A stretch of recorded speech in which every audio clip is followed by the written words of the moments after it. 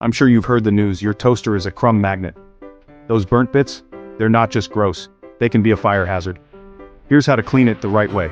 First things first, unplug your toaster. Seriously, no shortcuts here.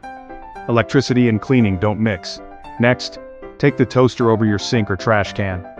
Flip it upside down and give it a gentle shake. Watch those crumbs rain down. Got a crumb tray? Slide that out and empty it too. Now wash the crumb tray with warm, soapy water. Let it dry completely before sliding it back in. This cuts down on weird smells and fire risk big time. Time for the outside.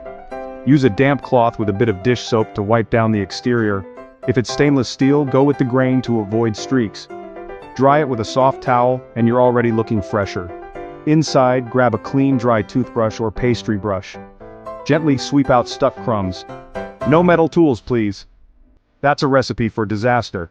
Do this once a month and your toaster will be safer, cleaner, and free from burnt toast vibes.